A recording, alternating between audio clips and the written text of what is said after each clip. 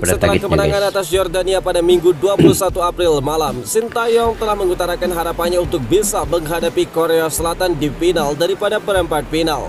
Menghadapi Korea Selatan berarti Sintayong bakal menantang negaranya sendiri.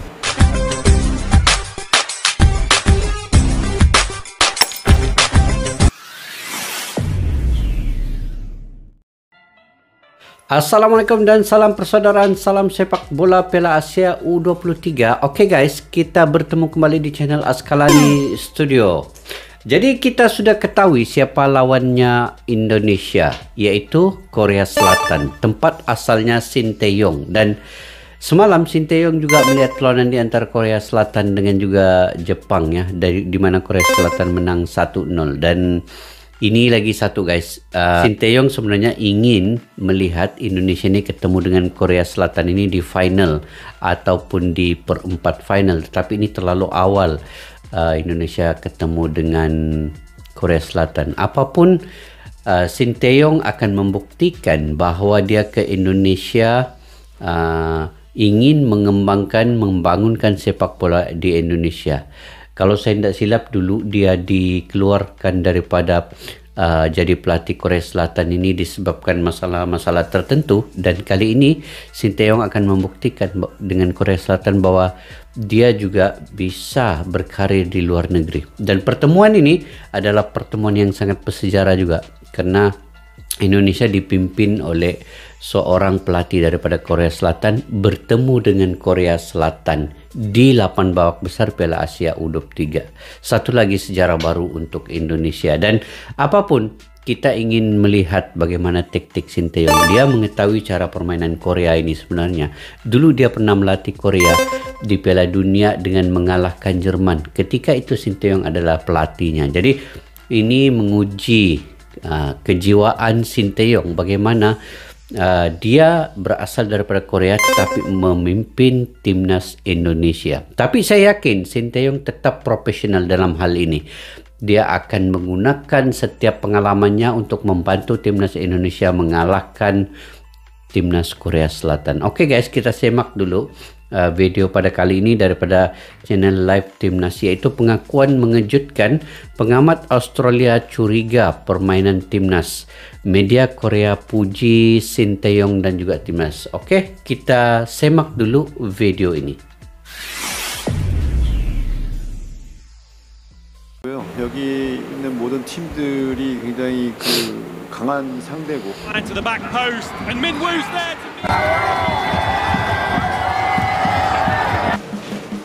Timnas Indonesia U23 hadapi Korea Selatan di Piala Asia U23. Sintayong bilang begini. Timnas Indonesia U23 dipastikan bakal berhadapan dengan Korea Selatan di babak perempat final Piala Asia U23. Dan itu menjadi sisi menarik tersendiri bagi pelatih Sintayong.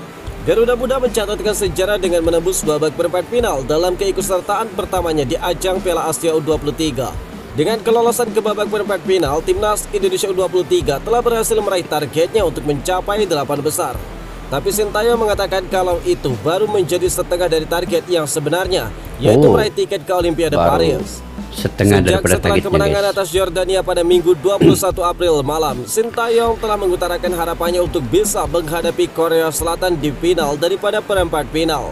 Menghadapi Korea Selatan berarti Sintayong bakal menantang negaranya sendiri. Dia mengaku senang akan hal itu, namun akan lebih ideal jika kedua tim tidak saling berhadapan di perempat final, melainkan di final agar bisa melangkah ke Olimpiade bersama-sama.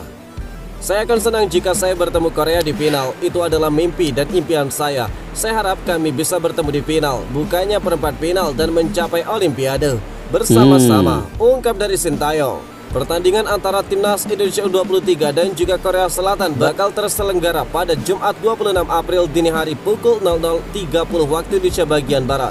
Skuad Garuda Muda bakal kembali bermain di Stadion Abdullah bin Khalifah, tempat yang digunakan ketika Justin Hubner dan kawan-kawan mengalahkan Australia dan juga Yordania. Pengamat Australia curigai cara bermain timnas, ada sesuatu. Permainan impresif timnas U23 Indonesia di Piala Asia U23 menarik perhatian. Garuda Muda bahkan dikatakan memainkan gaya sepak bola yang langka di Asia Tenggara. Penampilan Garuda Muda di Piala Asia U23 pun menyita perhatian pengamat sepak bola asal Australia, Paul Williams. Saya benar-benar senang melihat apa yang tengah terjadi di Indonesia. Ada kebahagiaan dalam cara bermain Indonesia. Gaya menyerang yang mereka tunjukkan terhitung langka di sepak bola Asia Tenggara. Kita lihat di...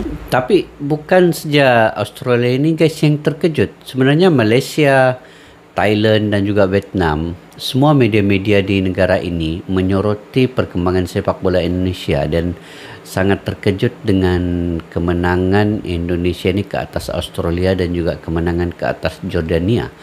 Jadi media-media yang ada di Malaysia, termasuklah fans-fans yang penggemar sepak bola inilah, masih lagi berbicara terkait dengan bagaimana Indonesia boleh mengalahkan Jordania sehingga 4-1 ya. Ini bukan gol yang sedikit. Ini kalau diikut banjir gol guys. Kemenangan telak 4-1. Kalau diikutkan 4-0 ini. Satu itu pun gol Jordania itu hasil gol bunuh diri Justin Hubner. Jadi 4-0 itu dengan mengalahkan Jordania, peringkat FIFA-nya, labelnya lebih tinggi, itu satu pencapaian yang sangat hebat sebenarnya.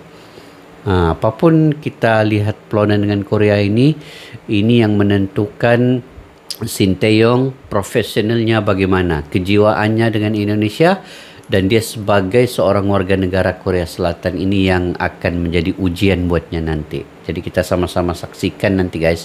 Mantap nih. Di Piala Asia banyak negara memilih untuk bermain bertahan dalam skema low block, ujar dari William. Menurutnya Rizky Ridho dan kawan-kawan bisa bermain defensif jika dibutuhkan, seperti pada babak kedua melawan Australia. Tetapi misi Garuda Muda adalah untuk terus menyerang dan bermain garis pertahanan tinggi. Ini cocok dengan para pemain Indonesia, cocok dengan mentalitas Indonesia. Semua orang punya pendapat sendiri mengenai gaya bermain yang tepat, tetapi bagi saya ini adalah cara bermain sepak bola untuk dimainkan, ungkap dari Williams. Williams yang hadir meliput ke beberapa Piala Asia terakhir pun mengutarakan kalau dirinya juga kagum dengan betapa mudanya skuad Sintayong ini dan menekankan soal usia Marcelino Ferdinand, sang playmaker ulung Garuda Muda. Tim ini sangat muda. Soal Marcelino, saya sudah berbicara soal dia sejak dirinya berusia 16 tahun.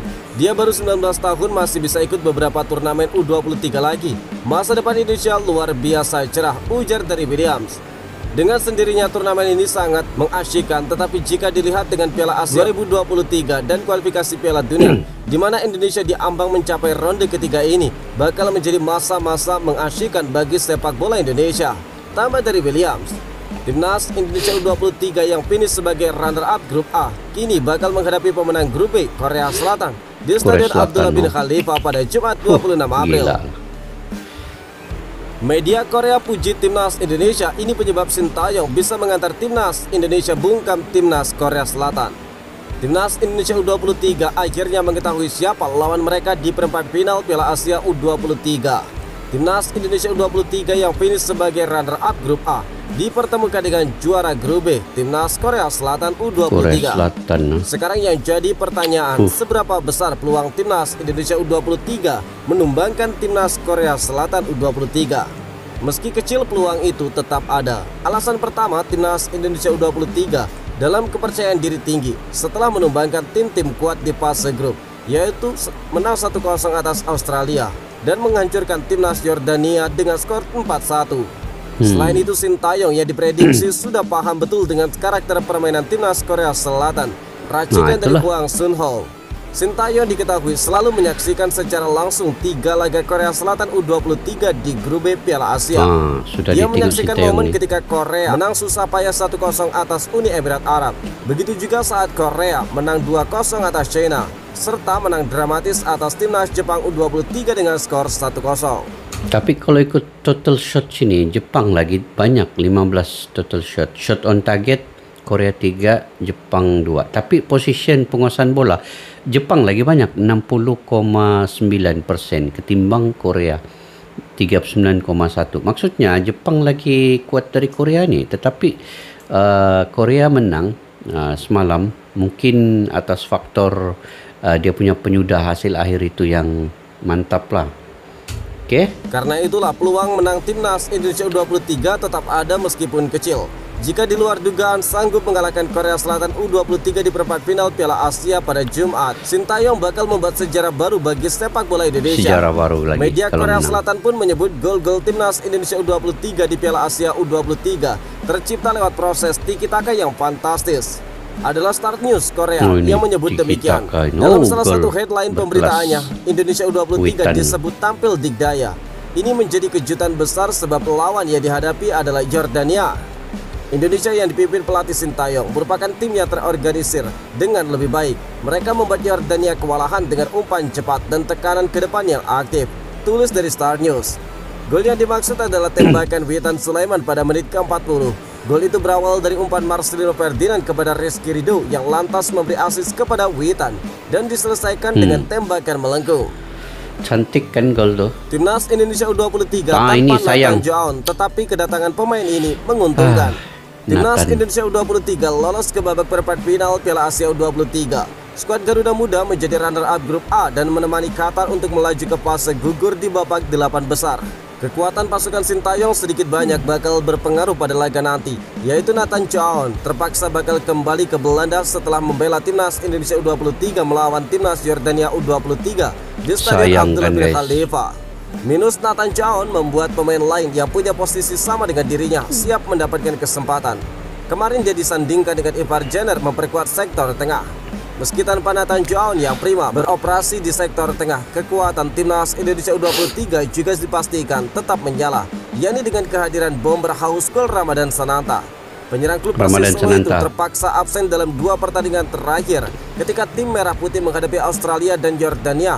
Sananta terkena skorsing setelah mendapatkan kartu merah langsung akibat secara tidak sengaja menginjak kaki pemain Qatar pada laga pertama. Kembalinya Sananta jelas menambah ketajaman dan opsi lini depan Sintayong. Dia cukup produktif dengan koleksi 3 gol dari 7 caps bersama Timnas Indonesia U23. Dia lebih gacor lagi dalam catatan bersama dengan tim senior dengan koleksi 5 gol dari 10 penampilan. Kembalinya Sananta di skuad Garuda Muda bakal sangat membantu Sintayong. Lini depan Indonesia menjadi banyak pilihan, apalagi Rafael Strike selalu bermain dalam 3 laga beruntun. Ramadan Sananta juga membuktikan diri sebagai bomber mematikan bersama klubnya Persis Solo di BRI Liga 1 musim ini. Pemain 21 tahun itu mengoleksi 8 gol dari 23 penampilannya bersama Persis Solo. Jika Nathan tidak bisa membela Timnas Indonesia U23 di 8 besar Piala Asia, Sintayong bakal kehilangan besar. Sang pelatih mesti memutar otak untuk mengutak-atik skema alternatif. Masih ada beberapa pemain yang bisa menggantikan Nathan di lini tengah. Marcelino Ferdinand yang juga bisa ditarik mundur ke tengah atau menempatkan Justin Hubner di posisi gelandang. Arkan Fikri juga piawai dalam mengawal lini tengah dan menjadi penyeimbang saat Timnas Indonesia U23 memainkan direct transition.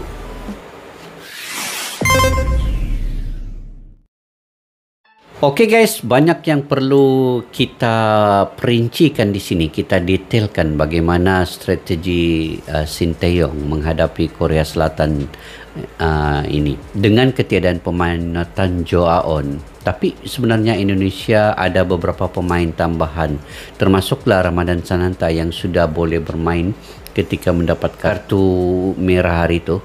Dan melawan Korsel ini, Ramadan Sananta, sebenarnya saya suka dengan Ramadan Sananta ini bergandingan dengan Rafael Strike. Ramadan Sananta dia punya satu insting yang baik sebenarnya.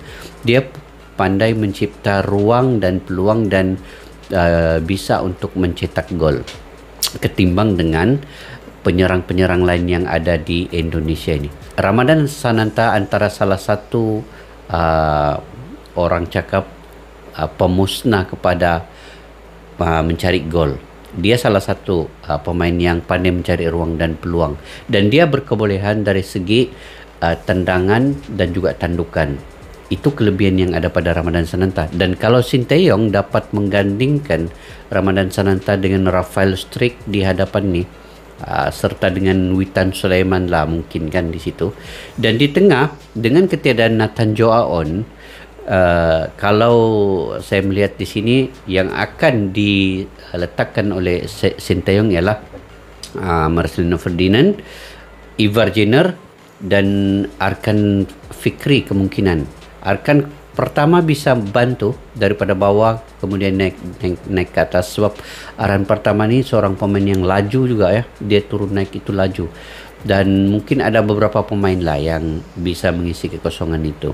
Sinteyong dia tidak akan kehilangan terlalu terasa kehilangan Nathan Joon. Memang Nathan Joon itu seorang pemain yang berkebolehan, pengalaman luasnya di liga di Eropah, di Belanda, tetapi Sinteyong akan ada taktikal lain. Ini terbukti ketika melawan Australia dengan ketiadaan Ivar Jenner, Ramadan Sananta pun Sinteyong masih bisa untuk melakukan formasi taktikal yang berlainan. Jadi dengan melawan Korsel ini, itu adalah negara Sinteyong sendiri. Dia tahu setiap kelemahan yang ada pada Korsel dan dia akan gunakan segala pengalaman yang ada ketika menjadi pelatih Korsel itu untuk mengetahui kelemahan-kelemahan yang ada, dan dia gunakan setiap ruang dan peluang itu untuk membangunkan taktik yang ada di timnas Indonesia mengalahkan Korea Selatan nanti.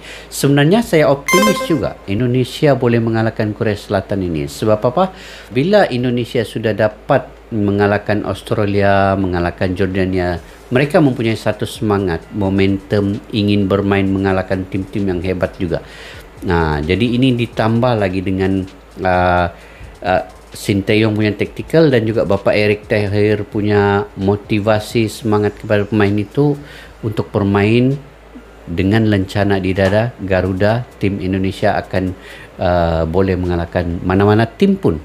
Tapi paling bagus sebenarnya Indonesia ini dia lawan Jepang dulu, baru lawan Korea. Tetapi apa boleh buat, semalam Korea Selatan menang dan Indonesia kena menghadapi Korea Selatan juga di 8 besar ini untuk penyingkiran pula.